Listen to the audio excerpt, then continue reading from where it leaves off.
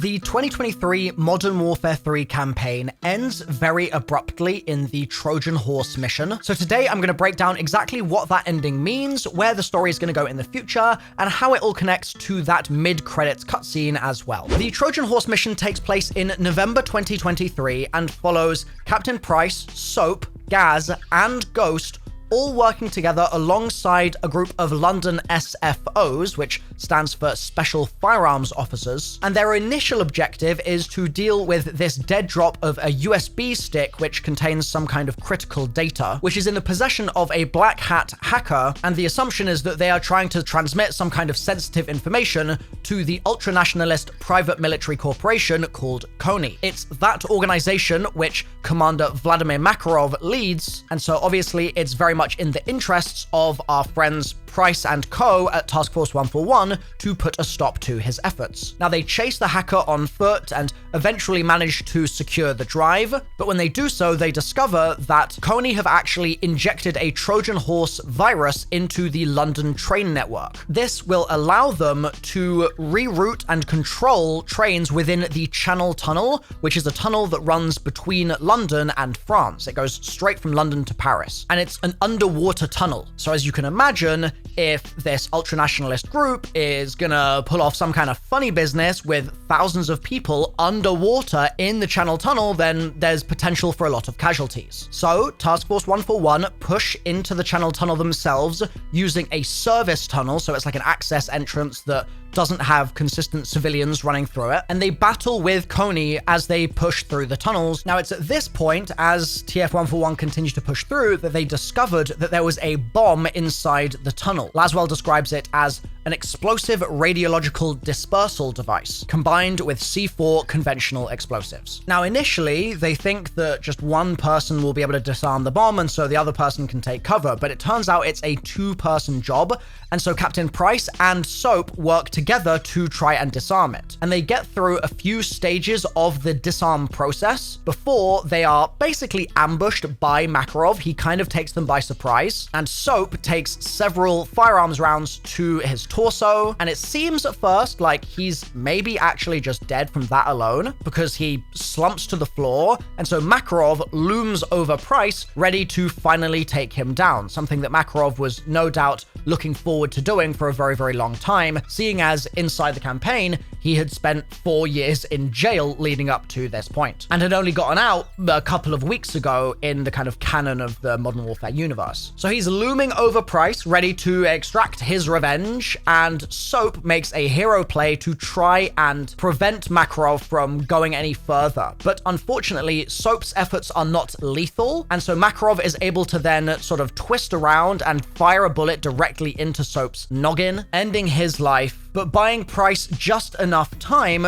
for the tables to turn and Makarov to be forced to flee with Price still alive on the train platform. Makarov runs off into a side service tunnel. He successfully escapes, and he is injured. The actions of Soap did definitely injure him, but they are not mortal wounds. Once Makarov is gone, the team successfully defused the bomb, preventing disaster in the Channel Tunnel, and the mission comes to a close. The next thing that we see is the fact that Soap was cremated, and the remaining members of 141 scatter his ashes, presumably somewhere near Soap's hometown, perhaps, and they say a few words in his honor and in his memory. Laswell also personally redacts the document which specifies exactly what happened during the mission, seeing as she is their CIA handler for the little expedition, and she's especially sure to enter into the record not just Sergeant John McTavish, but Sergeant John Soap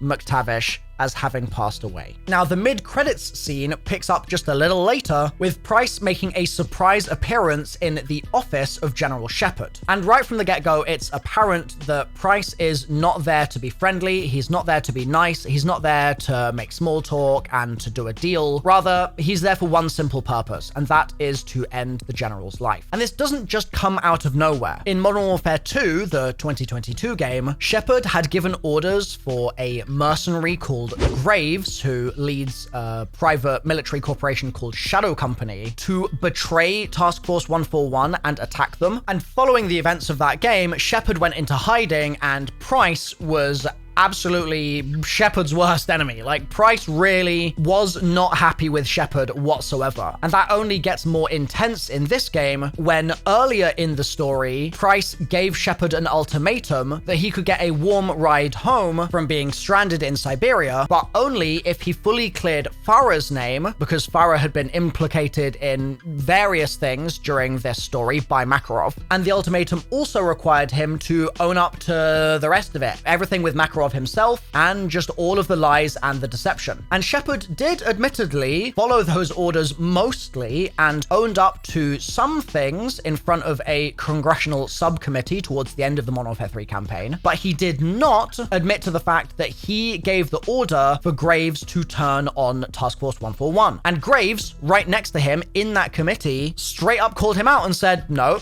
General Shepard did indeed give the order. So the result of that, combined with the actions of Shepard in Modern Warfare 2, combined also with the growing sentiment that it's a bad idea to bury your enemies alive, that's like a real theme in this game, means that Price takes the decision, alongside Laswell, by the way. It's not a decision he takes on his own. Laswell lets Price into General Shepard's office, but he takes the decision to not just bury Shepard alive by giving him an out from his career in the military and kind of letting bygones be bygones, but instead he decides to bury him dead, taking him down and finally putting an end to any further lies and deception that Shepard may have been able to get himself into. Further to all of that, I suspect that Price feels that Shepard is quite significantly responsible for Soap's death, because had there not been this deception from inside his own ranks and his own teammates, Price and his companions would have had a much easier time in trying to deal with the Makarov threat. Instead, they were constantly having to deal with this other party just making their life hell, and that no doubt meant that they were less effective and therefore had to take on more risk in their endeavors. And it was that risk that ultimately led to Soap's demise. Now, the natural next question to ask is,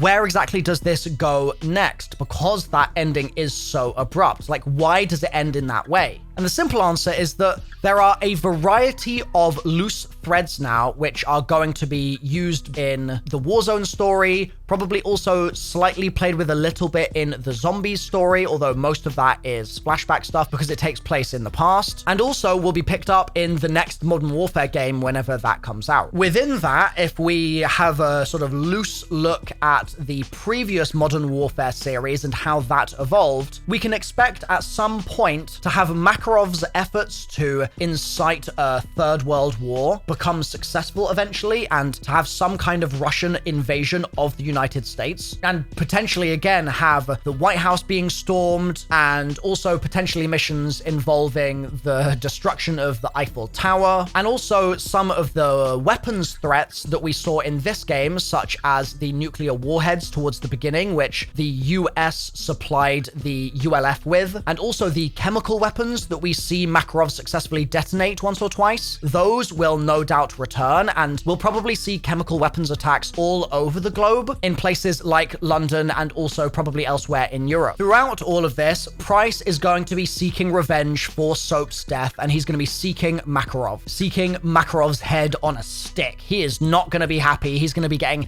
increasingly incensed, and we're going to start seeing him lose his grip a little bit compared to the very restrained and controlled Price that we're used to. This will likely end in some kind of culmination where Makarov is chased down, and I wouldn't be surprised if thematically they flip the idea of Makarov's greatest weapon being perception on its head, and Makarov himself is actually betrayed in some way, and his perception is messed with, and that is his ultimate downfall. We see the groundwork laid for this in the Modern Warfare 3 campaign, because Makarov at one point executes one of his soldiers called Ivan or Vanya because he doubted Makarov's plan even just for a moment, and Makarov used that as an opportunity to make an example of him and try and really gain ironclad confidence from absolutely everyone that he was leading. But that might lead to Makarov getting a little bit comfortable in that environment, and somebody enemy, such as Yuri potentially, who obviously works with the US, or someone else within his ranks, such as Nolan, breaking from his trust and stabbing him in the back. I think that's definitely a possibility for what's to come. Hopefully this explained any questions you had about the Modern Warfare 3 campaign. If you have further questions, please leave them in the comments down below and subscribe if you want me to answer them and make more videos on this. See you soon. Bye for now.